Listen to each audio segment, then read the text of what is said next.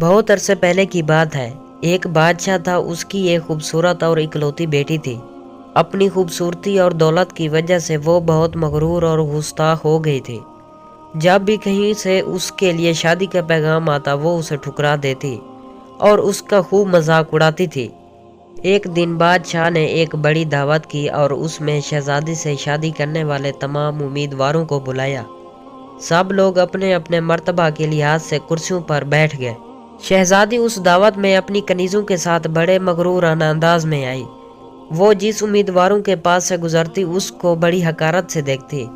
جب وہ ایک شہزادے کے پاس پہنچی جو بہت موٹا تھا تو اس نے اپنی کنیزوں سے ہنستے ہوئے کہا، یہ تو گول ٹب ہے۔ دوسرے امیدوار کو دیکھ کر اس نے کہا، کیسا کھمبے کی طرح لگتا ہے۔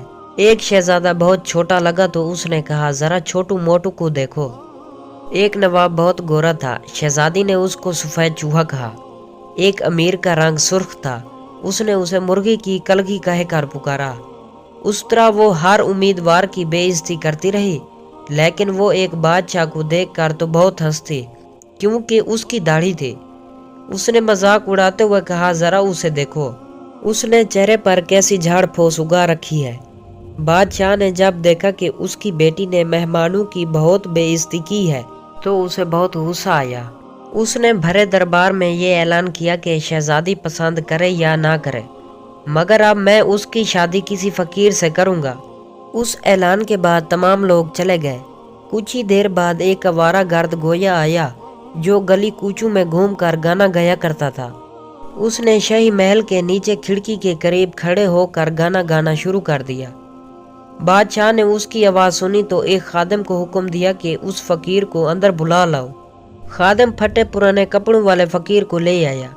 اس فقیر گویا نے بادشاہ اور شہزادی کے سامنے بہت اچھا گانا گایا اور بادشاہ سے انعام مانگا۔ بادشاہ نے کہا، تم نے بہت اچھا گانا سنایا ہے، میں تمہیں بہت اچھا انعام دوں گا۔ میں اپنی بیٹی کی شادی تم سے کروں گا۔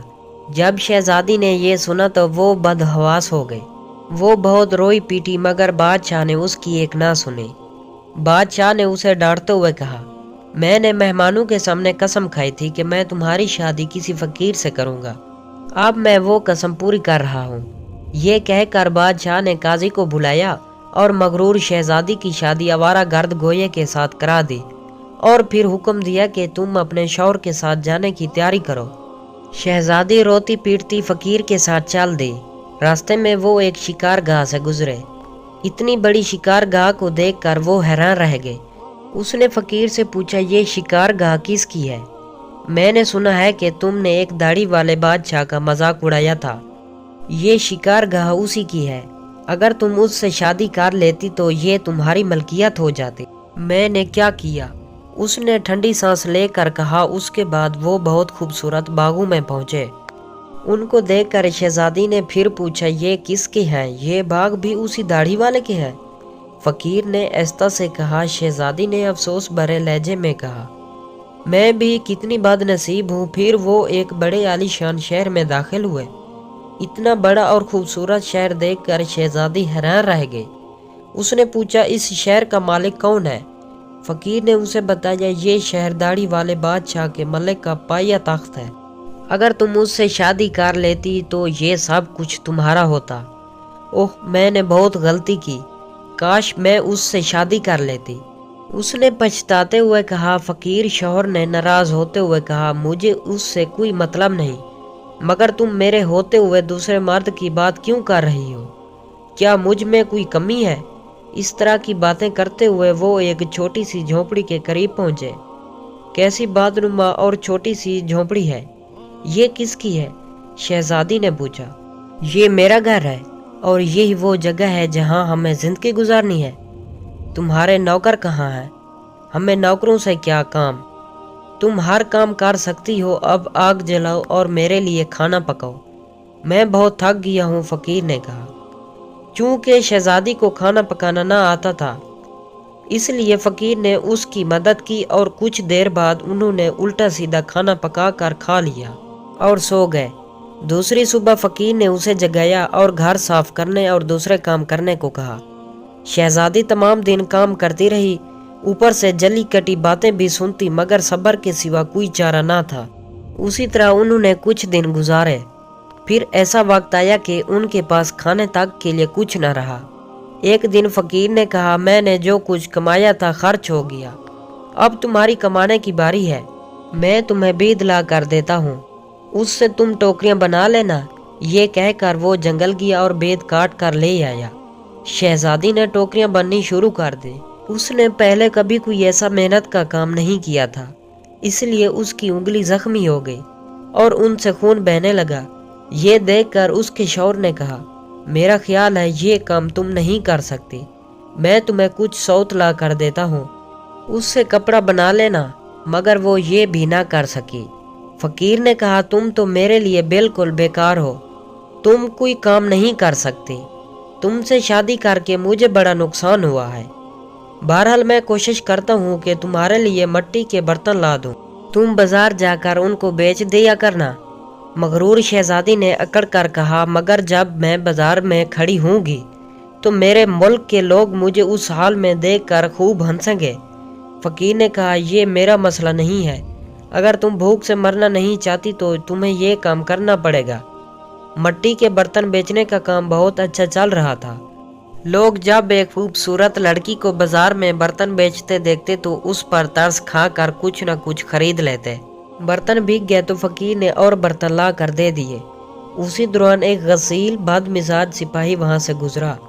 उसने बाजार के बीच में बर्तन रखे हुए देखकर उन्हें लात मार कर तोड़ दिया और कहा कि आइंदा उस तरह रास्ता मत घेरना। शहजादी बहुत परेशान हुई।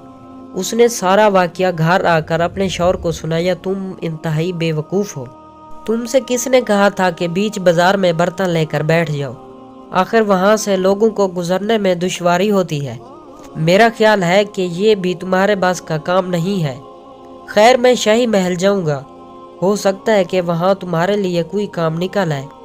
ये कहकर वो शाही महल रवाना हो गया। शाम को फकीर ने वापस आकर कहा, शाही महल में तुम्हारे लिए मददगार बावर्चन की जगह मिल गई है, अब कम अज कम हमें खाने को खूब मिल जाया करेगा। और उस तरह मकरूर शहजादी एक मददगार बावर्चन बन गई। वो हर रोज सुबह से शाम तक बावर्ची खाने के सारे काम करती और शाम को लोगों के आगे का बचा हुआ खाना लेकर घर आ जाती और उस तरह दोनों मियाँ बीवी का गुजारा हो जाता। महल में आए हुए उसे कुछ ही दिन गुजर गए थे। उसने सुना कि महल में कोई शादी की तकरीब होने वाली है। मुकर्रर दिन जब मेहमान आने शुरू हुए तो वो बावर्ची खाने की खिड़की से उन्हें देख रही थी।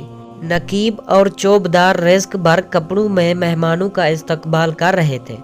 हर तरफ बड़ी शानो शौकत और धूमधाम नजर आ रही थी, लेकिन शहजादी अपनी किस्मत पर आंसू बहा रही थी और अपने गरूर और तकब्बुर और बेवकूफ़ी पर पछता रही थी। उसी दौरान कुछ खादमैन आई और उन्होंने उसको बहुत से मज़ेदार खाने दिए जो उसने टोकरी में रख लिए और घर की तरफ चल पड़ी। अभी वो महल के दरवाजे से गुजर ही रही थी कि अचानक एक बहुत ही रिस्क भर लिबास वाले एक शानदार और खूबसूरत शख्स ने उसका रास्ता रोक लिया। शहजादी ने निगाह उठाकर देखा कि वही दाढ़ी वाला बादशाह था जिसका उसने खूब मजाक उड़ाया था। वो खौफ और शर्म से कांपने लगे। बादशाह उसे लेकर हाल में पहुंचा। इतने सारे लोगों को देखकर उसे अपने ऊपर काबू ना रहा और घबराहट में टोकरी उसके हाथ से गिर गई और उसमें से खाना निकलकर चारों तरफ बिखर गया। तमाम दरबारी हंसने लगे। शहजादी का ये हाल था कि किसी तरह जमीन फट जाती तो वो उसमें समा जाते। उसने झटके से अपना हाथ छुड़ा लिया और भागना चाहती थी कि बादशाह ने उसे लपक कर दोबारा पकड़ लिया और बड़ी नरमी से बोला, डरो मत, क्या तुम मुझे नहीं पहचानती? मैं वही आवारा गर्द गोया हूँ जो तुम्हारे साथ झोंपड़ी में रहता है। मैं वही सिपाही हूँ जिसने तुम्हारे बर्तन तोड़े थे। ये सब कुछ मैंने इसलिए किया था कि मैं तुम्हें पसंद करता था और तुमसे शादी करना चाहता था। अब तुम्हारे गरूर का इलाज हो चुका है और तुम्हें अच्छा सबक मिल गया है। पिछली बातों को भूल जाओ। देखो, आज हमारी शादी की तकरीब हो रही है। उसी वक्त कनीज़ें आईं और उसे अपने साथ ले गए। शहजादी को नहला धुला कर दुल्हन का लिबास पहनाया गया। जब वो दोबारा हाल में आई तो देखा कि उसके वालिदैन और उसके तमाम दरबारी भी वहां जमा है। सब लोगों ने उसे मुबारकबाद दी। अब शहजादी बिल्कुल बदल चुकी थी। اس کا غرور، اکڑ اور دوسروں سے نفرت ختم ہو چکی تھی۔ اس نے زندہ رہنے کا ڈھنگ سیکھ لیا تھا۔ دوستو، اس طرح کی مزید دلچسپ اردو کہانیاں اور اسلامی واقعات کے قصے سننے کے لیے ہمارے یوٹیوب چینل اردو کہانیاں کو سبسکرائب ضرور کریں، تاکہ آپ کو اس چینل پر اس طرح کی مزید دلچسپ اردو کہانیاں اور اسلامی واقعات کے قصے سننے کو ملتے رہیں۔ مجھے دیجیے اجازت، ملتے ہیں کسی اور نیکسٹ ویڈیو میں، تب تک کے لیے اللہ حافظ۔